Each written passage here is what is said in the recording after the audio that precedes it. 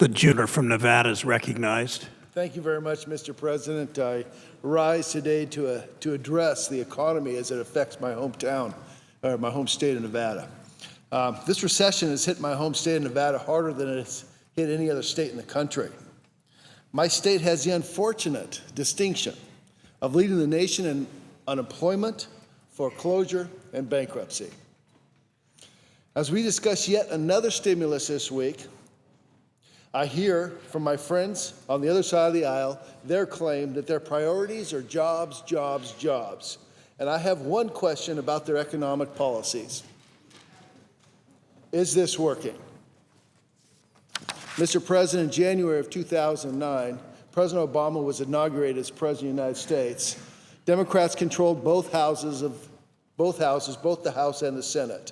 And Nevada's unemployment rate at that time was 9.4%. The next month, stimulus was passed.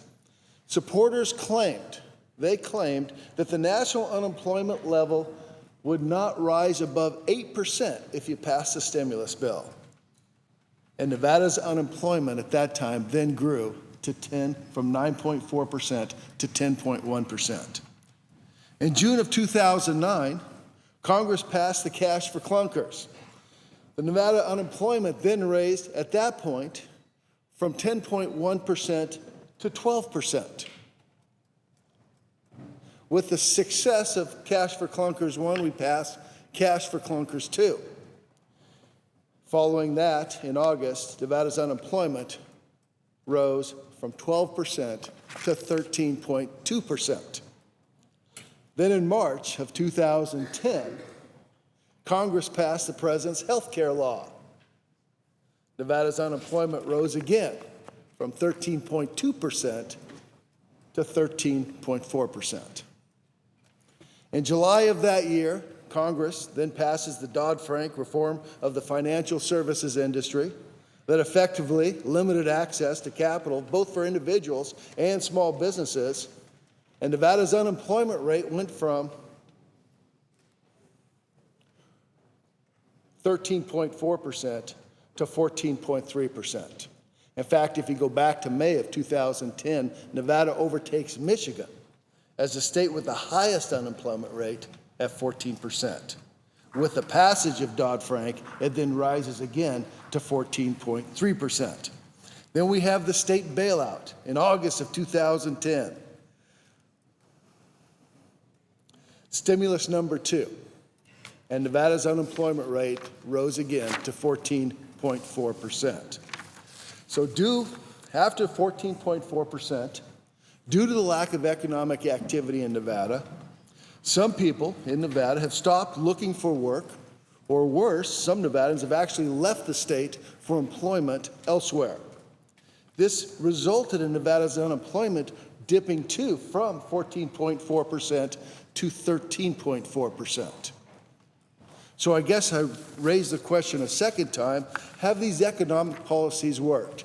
There was a local paper that had a reader's poll, and the question of this reader's poll is Nevada's economy recovering? Those who responded, 82% said no. So regardless of what Washington, D.C. is trying to tell them, 82% of Nevadans understand that the economic recovery has not occurred yet in the state of Nevada. One of my constituents recently wrote, says, "I'm writing you today because I'm outraged over the stimulus proposal that President Obama is trying to intimidate you into passing. Despite the evidence that the first 2 stimulus plans have failed, despite the promises that there were shovel-ready jobs, despite the other false promises that the first trillion would upgrade our infrastructure, keep unemployment under 8%, despite the overwhelming evidence that nearly $1 trillion in taxpayer dollars were completely wasted in the first stimulus, this president had the audacity to demand that you immediately pass another $500 billion worth of stimulus." In capitalization, do not do it. So it is clear that the approach of this administration and its supporters have taken for economic recovery have failed miserably. Another stimulus bill is not the solution. We now have a string of economic policies that are big on talking points, light on solutions. People from all over the country are struggling just to get by and are desperate for real solutions. It's time for new ideas and a new direction, not more of the same. Out of control spending, a health care law that no one can afford, and a seemingly endless stream of regulations are crippling employers, stifling economic growth, and killing jobs. The American public and businesses alike are awaiting a plan that can provide the stability and certainty necessary to provide confidence to the American people and bolster economic growth. I hear from some of my friends on the other side of the aisle claims that there are no ideas of job creation coming from Republicans. Since coming to the Senate, I have repeatedly filed job-related amendments when given the opportunity, but have yet to see an open debate on any of these amendments. So if it's true that there are no ideas coming from Republicans, then there is nothing to fear from an honest, real debate on jobs. Instead of symbolic votes and political grandstanding, let's actually do the difficult work and address this problem.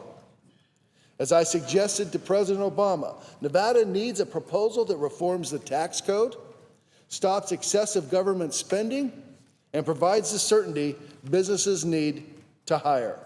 Instead, the administration and the Senate majority has recycled the same failed policies, but this time increases taxes on the same businesses we need to create jobs. There are a number of actions Congress can take immediately to bolster our nation's economy, such as opening up our country to energy exploration, streamlining the permitting process for responsible development of our domestic resources, reforming our tax code, making it simpler for individuals and businesses alike, cut out the special interest loopholes while reducing the overall tax burden for all Americans. Instead of looking for new ways to tax the American public and our job creators, we should make our tax code more competitive and provide businesses the stability that they need to grow and create jobs. As I have stated before, this continual threat of tax increases feeds the uncertainty that serves as an impediment to economic growth. These are all things that both this administration and Congress could do immediately to boost economic recovery. I came to Washington to make a difference. Let's start doing the hard work we were sent here to do. Mr. President, I yield the floor.